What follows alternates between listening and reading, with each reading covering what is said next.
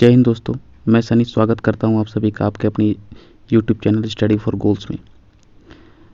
Study for तौर पे काम करूंगा और आप सभी को झारखंड में होने वाले जेएसएससी सीजीएल एक्साइज कांस्टेबल में जो मैथ्स का जो सिलेबस है या क्वांटिटेटिव एप्टीट्यूड का जो सिलेबस है उसको किस प्रकार से कवर अप करना है, हमारी स्ट्रेटजी क्या रहेगी, सिलेबस क्या है, कितने मार्क्स के प्रश्न आते हैं और प्रीवियस ईयर में जो क्वेश्चंस पूछे गए हैं जेएसएससी सीजीएल में, उन सभी के बारे में आज की वीडियो में मैं आपसे डिस्कस करने वाला हूं।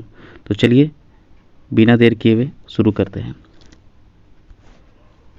तो देखिए, जेएसएससी सिलेबस जो हमारा झारखंड में आने वाले एग्ज़ाम्स है उनमें देखना है हमारा कि मैथमेटिक्स का कितना पोर्शन मैथमेटिक्स का रहेगा, कितने मार्क्स के क्वेश्चन रहते हैं या कितने क्वेश्चंस रहते हैं।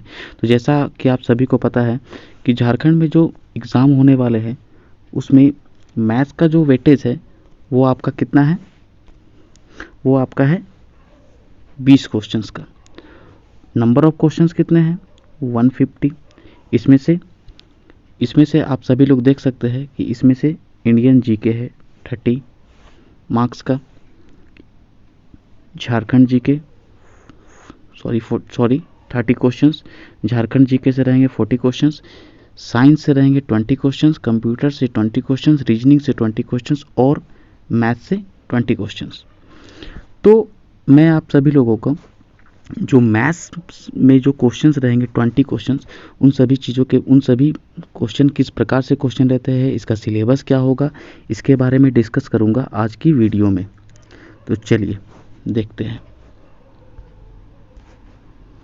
देखिए, झारखंड में जो एग्ज़ाम होने वाले हैं इसमें जो नंबर ऑफ क्वेश्चंस रहेंगे वो कितने रहेंगे, 20 क्वेश्चंस रहेंगे। इसमें से मार्क्स कितने रहेंगे, 60 मार्क्स। और एक और आपको बात बता दूं कि जो एक्साइज कांस्टेबल्स का जो क्वेश्चंस आने वाले हैं उसमें मैथ्स के जो हो गए वो मात्र 10 क्वेश्चन रहेंगे एक्साइज कांस्टेबल में। ठीक है, चलिए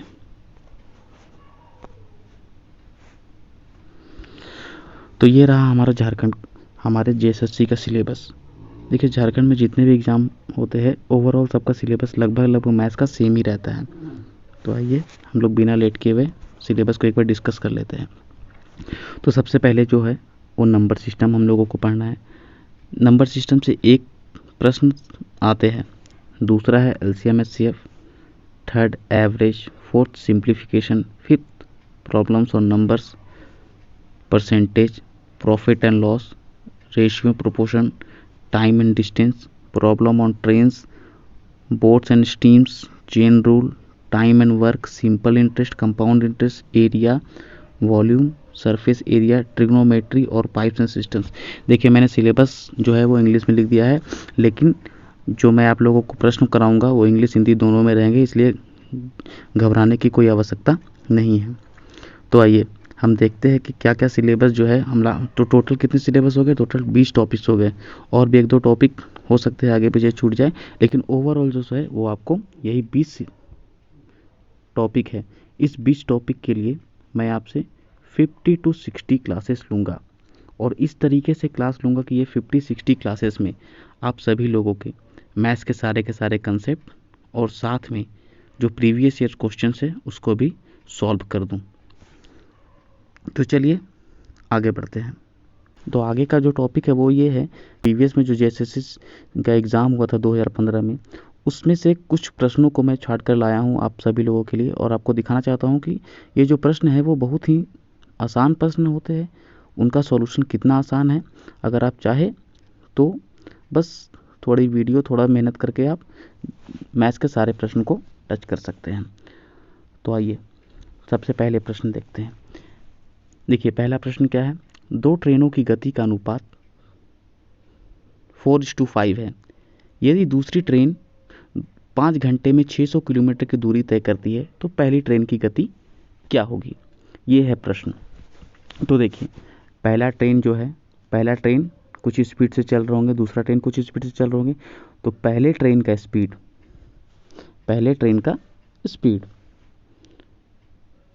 मान लेते हैं v1, दूसरे ट्रेन का स्पीड v2। तो v1/v2 जो है वो कितना है, 4/5। यही है। चलिए, तो देखिए v1/v2 4/5 आया, तो इसका ये मतलब है कि ऊपर से और नीचे से कुछ कॉमन मल्टीपल होंगे जो कटे होंगे। हो सकता है यहाँ से भी x कटे होंगे, यहाँ से भी x कटे होंगे। तो हम इसका सॉल्यूशन देखते हैं। देखिए, मान लेते हैं, माना कि cm का मतलब होता है कॉमन मल्टीपल। कॉमन मल्टीपल क्या है? x से। तो पहले ट्रेन की गति होगी क्या, क्योंकि 4:5 है तो 4x। दूसरे ट्रेन की गति क्या होगी? 5x। अब हमको पता है कि स्पीड इज इक्वल्स टू क्या होता है? डिस्टेंस बाय टाइम, जो कि फॉर्मूला है। तो दूसरे ट्रेन का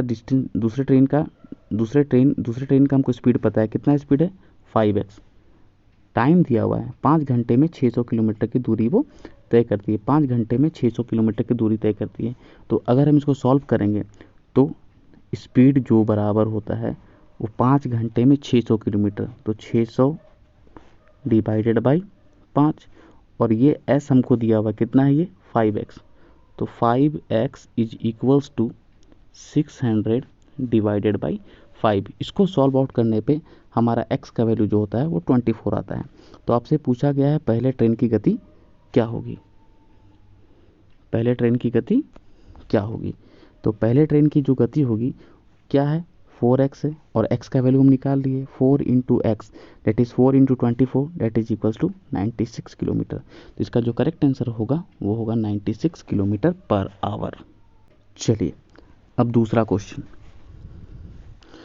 क्वेश्चन क्या है कि ए और बी की औसत आय 1500 रुपये है। मान लेते हैं ये ए है, ये बी है और ये सी है। 3 व्यक्ति खड़े हैं। इन तीनों का नाम हम खुद से देते हैं। ये हो गया ए, ये हो गया बी और ये हो गया सी। ठीक है। अब यहाँ पर देखने को हमको क्या मिल रहा है कि ए और बी का जो आय है, इन दोनों को आय को जोड़ औसत एवरेज जो है वो कितना है? 1500 है।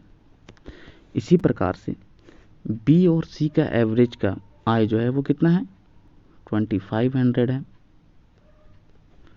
उसी तरीके से ए और सी की औसत आय, ए और सी की औसत आय कितनी हुई है? 3000।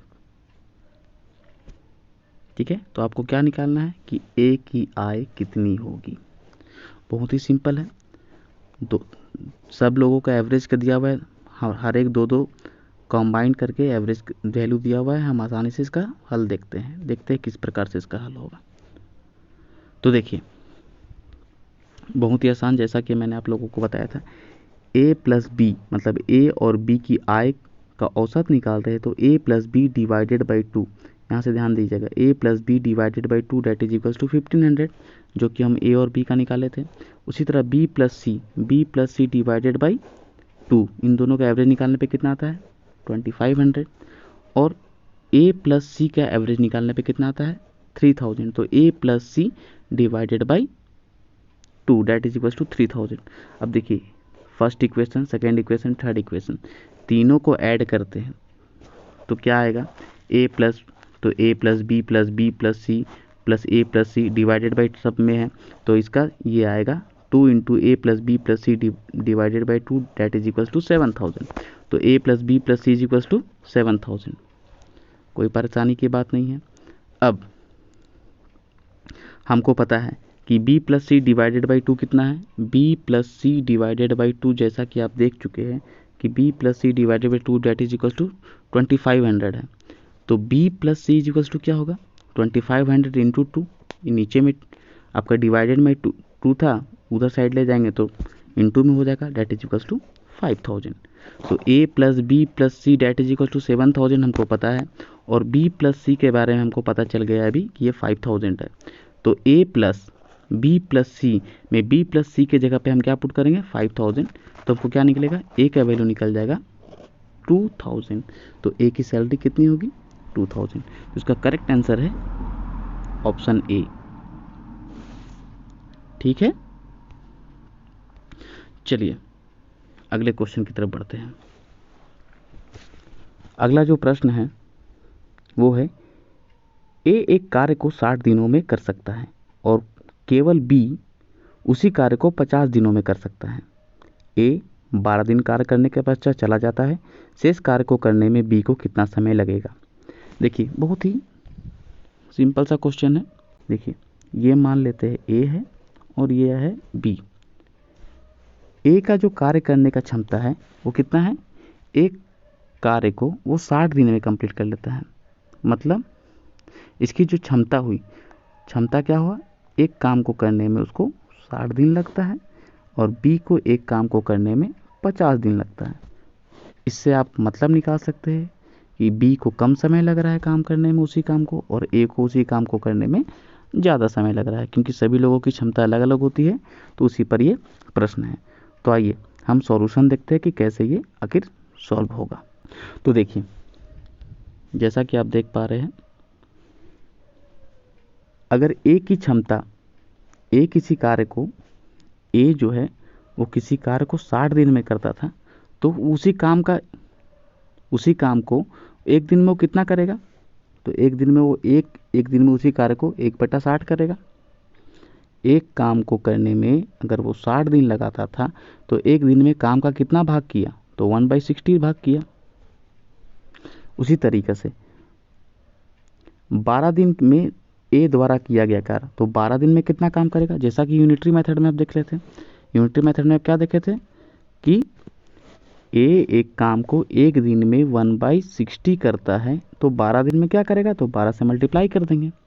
एक दिन में 1/60 करता है तो 12 दिन में जो होगा वो मल्टीप्लाई करने पे डेट इज इक्वल टू कितना आएगा, 1/5। मतलब उस काम का 1/5 भाग वो कर देता है 12 दिन में। अब शेष कितना काम बचा, काम तो एक था, ए कितना करके चला गया 1/5, काम कितना बचा 4/5। अब 4/5 काम करना बच गया है किसको, बी को। अब जैसा कि हम जानते हैं एक कार्य को बी कितने दिन में करता है, यहाँ पे गलती से प्रिंट हो गया है, एक जो है वो कार्य को करता है 50 दिन में कंप्लीट करता है। तो एक काम को करने में उसको 50 दिन लगता है, तो 4/5 काम को करने में कितना दिन लगेगा, तो 4/5 गुना 50, क्योंकि 5 ही काम बचा हुआ था, इसको 50 से गुना करेंगे तो कितना बचेगा 40 दिन। चलिए ठीक है, तो यहाँ पे मिसप्रिंट है, उसको आप ध्यान से सुधार लीजिएगा। तो इससे हमको ये समझ में आएगा कि इस कार्य को करने में 40 दिन का समय बी को लगेगा। आइए अगला प्रश्न। एक आयताकार क्षेत्र की परिधि 640 मीटर है तथा लंबाई और चौड़ाई के मध्य का अनुपात 3:1 है। क्षेत्र का क्षेत्रफल क्या होगा, ये आपको बताना है। देखिए बहुत ही साधारण प्रश्न है ये, और ये सारा का सारा प्रश्न जेएसएससी सीजीएल में पूछा जा चुका है। कोई भी क्वेश्चन ऐसा नहीं है कि जो एग्ज़ाम में नहीं पूछा जाए, जो भी जेएसएससी सीजीएल 2015 में पूछा गया था वही प्रश्न है। तो देखिए इसमें क्या है, आयताकार क्षेत्र है, तो ये इसकी लंबाई हो गई, ये इसकी चौड़ाई हो गई। अब इसकी लंबाई और चौड़ाई का अनुपात जो है वो 3:1 है, मतलब ये 3 है तो ये 1 भाग है, ठीक है। इसका परिधि दिया हुआ है, परिधि कितना है 640 मीटर। आपको जैसा कि पता है कि किसी भी आयताकार क्षेत्र का परिधि का जो फॉर्मूला होता है वो क्या होता है, 2 × L+B। मतलब परिधि निकालने के लिए क्या करना पड़ेगा, लंबाई को, चौड़ाई को, लंबाई को और चौड़ाई को सबको ऐड कर देना पड़ेगा। तो 2 ठो इसमें लंबाई वाला भाग है और 2 चौड़ाई वाला भाग है, तो इसको हमको करने पर क्या होगा, 2 × L+B इज इक्वल्स टू हमको दिया हुआ है, that is equals to 640 metre. और एक चीज़ दिया हुआ है, वो क्या है कि लेंथ बाय ब्रेथ का वैल्यू जो है वो 3:1 है, ठीक है। चलिए आगे देखते हैं सॉल्यूशन कैसा है। तो देख लीजिए, मान लिया यहाँ पे हम फिर से सीएम मांगेंगे। अब देखिए सीएम आपको हर इस तरह के क्वेश्चन में आएगा, तो आप समझ लीजिएगा सीएम का मतलब है कॉमन मल्टीपल। मान लिया कॉमन मल्टीपल एक्स है, अगर इसकी लंबाई 3:1 के रेशियो में थी, अगर ये 3 और ये 1 के रेशियो में थी, तो हम मान लिए कॉमन मल्टीपल एक्स, तो ये हो गया 3x और ये हो गया 1x। 1x को x लिख सकते हैं, तो मतलब ये 3x है और ये x है। तो लंबाई जो होगी वो 3x, चौड़ाई जो होगी वो x होगी। परिधि का आयताकार क्षेत्र, आयताकार ये आपकी क्षेत्र है, तो आयताकार का जो परिधि होता है उसका फॉर्मूला क्या होता है, 2 into L plus B. Okay, 2 into L plus B that is equals to क्या होगा, जो भी आपकी परिधि होगी। अब देखिए 2 इंटू एल प्लस बी के जगह पे हम क्या पुट करेंगे, लेंथ के जगह में पुट करेंगे 3x और ब्रेथ के जगह में जो होगा वो पुट करेंगे x। तो ये आ गया 640 के इक्वल्स टू होगा।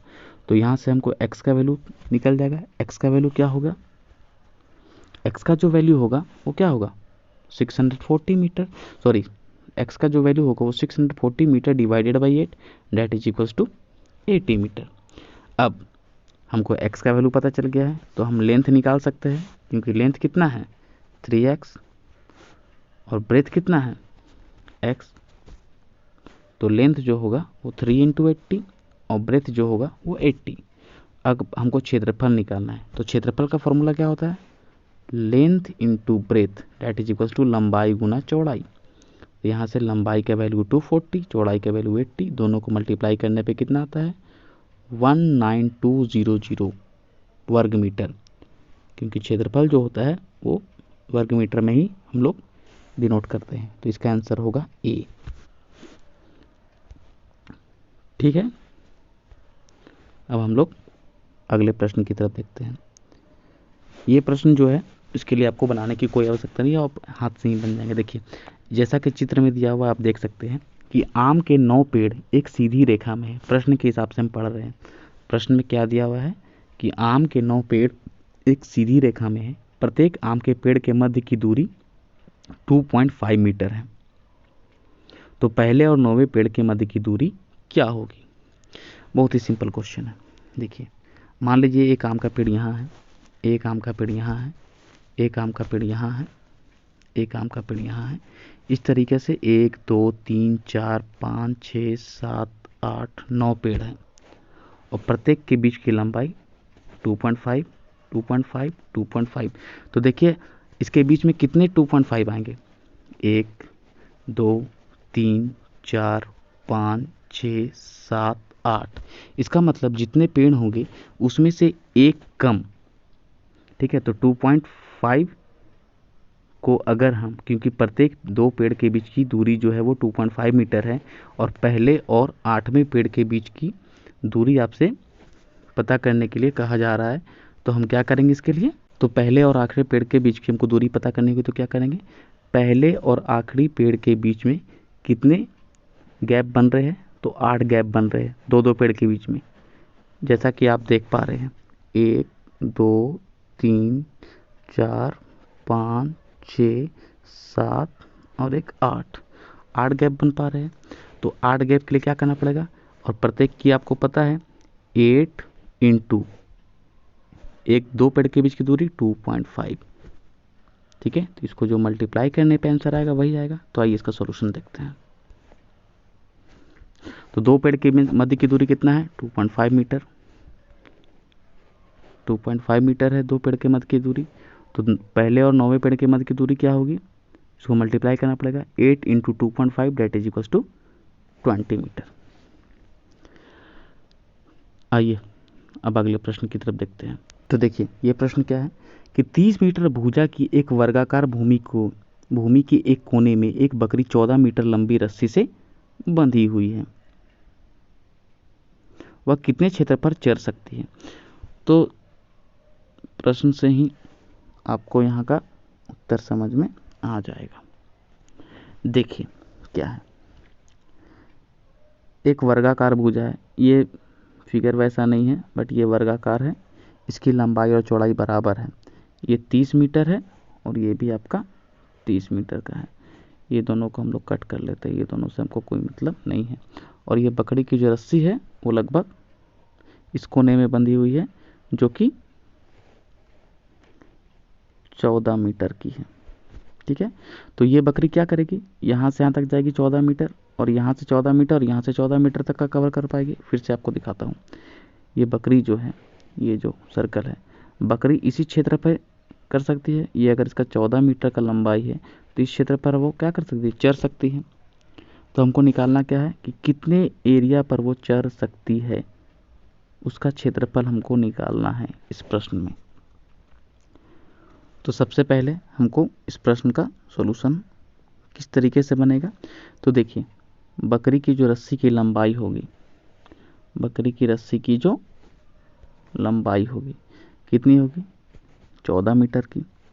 और कितने एरिया पे कवर कर सकता है, ये एरिया वो कवर कर सकता है पूरा का पूरा, यहाँ तक तो आ ही सकता है। तो ये क्या हो रहा है, कितने डिग्री का कोण बन रहा है, 90 डिग्री का, ठीक है। और इसकी जो लेंथ है वो कितना हो गया, 14 मीटर का। तो आपको पता होगा कि किसी भी सर्कल का जो एरिया होता है, पूरा का पूरा एरिया, एक सर्कल के एरिया का फॉर्मूला क्या होता है, पाई आर स्क्वायर। यहाँ पे आर क्या है, उसका रेडियस है। यहाँ पे आर क्या होगा, इस प्रश्न में जो आर होगा वो आपका क्या होगा, जो रस्सी की लंबाई है वो, ठीक है। ये पूरे सर्कल का पाई आर स्क्वायर होता है।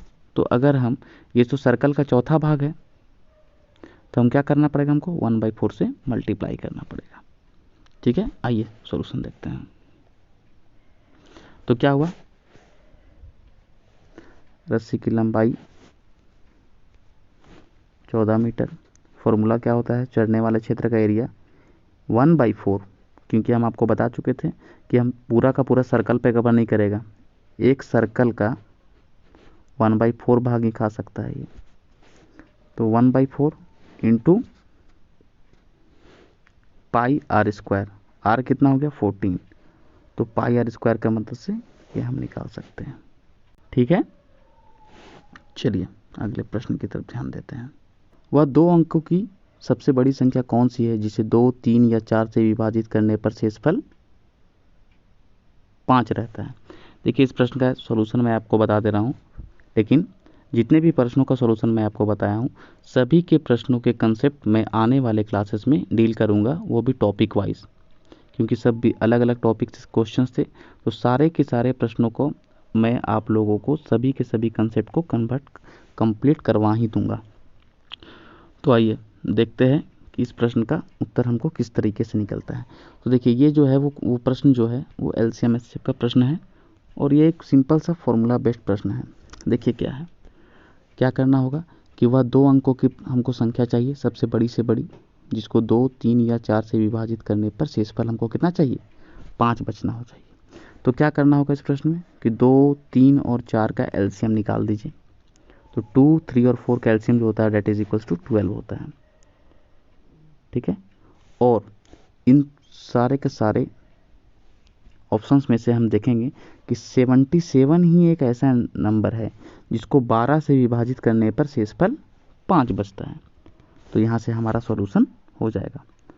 वैसे भी मैं आपको बताऊंगा कि अगर आपको बिना ऑप्शन के बनाना है तो कैसे बनाया होगा, वो मैं जब आपको क्लास डिस्कस करूंगा तब सब अच्छे से कंप्लीट करा दूंगा।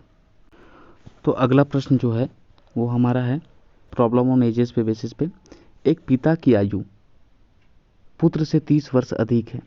इसके पिता जो है, इसकी आयु किसी समय में पुत्र से 30 वर्ष अधिक है, ये आपको ध्यान में रखना है, ठीक है। उसकी आयु अपने बेटे की आयु की 3 गुनी है। 5 वर्ष पूर्व, 5 साल पहले जब ये और छोटा होगा, जब ये और छोटा होगा उस समय, मतलब बेटे की उम्र जो है 5 साल पहले इसके बेटे की उम्र जो है अपने पिता की उम्र की, इसके पिता की उम्र जो है वो बेटे की उम्र की 3 गुनी थी। बहुत ही सिंपल सा प्रश्न है, इसको हम सॉल्यूशन आपको दिखाते हैं कैसे सॉल्व करना है। देखिए माना कि पुत्र की वर्तमान आयु x है, बहुत ही सिंपल सा प्रश्न है। पुत्र की वर्तमान आयु कितनी है, x है।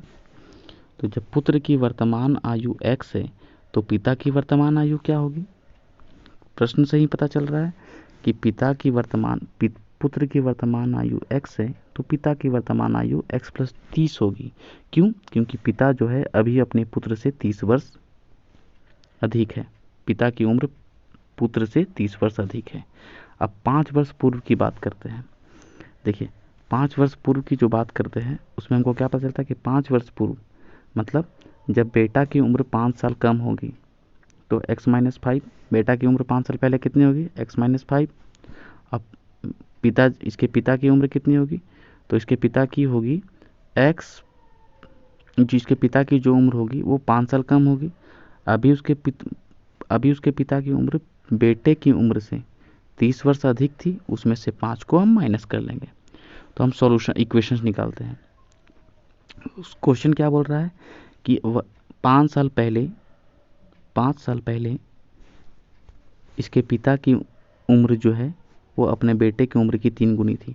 तो अगर हम बेटे की उम्र को 5 साल पहले वाला बेटा का उम्र को 5 साल पहले वाले बेटे की उम्र को 3 से मल्टीप्लाई कर देंगे तो वो बाप की उम्र आ जाएगी।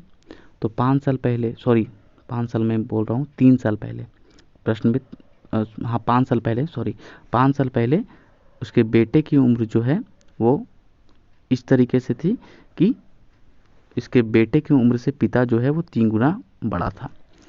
तो 5 साल पहले का बात करते हैं। तो 5 साल पहले बेटा की उम्र थी x-5, इसको अगर हम 3 से गुना कर देंगे तो बाप की उम्र के बराबर हो जाएगा। तो बाप की उम्र 5 साल पहले कितनी होगी, x + 30 - 5। ठीक है, जब इसको सॉल्व करेंगे तो हमको x का वैल्यू निकल जाएगा, दैट इज इक्वल्स टू 20। और x क्या है, उसके पुत्र की वर्तमान आयु। अब पिता की वर्तमान आयु कितनी होगी, तो पिता की वर्तमान आयु निकालने के लिए हमको उसके पुत्र की आयु में 30 वर्ष ऐड करना पड़ेगा। तो ये रहा सॉल्यूशन। तो इसका आंसर जो होगा वो 20 + 30 दैट इज इक्वल्स टू 50 साल। तो इसका आंसर ऑप्शन है ए। ठीक है दोस्तों, आज के सेशन में बस इतना ही। मिलते हैं अगले क्लास में। किसी प्रकार के डाउट हो तो आप कमेंट बॉक्स में लिख सकते हैं। जय हिंद, जय भारत।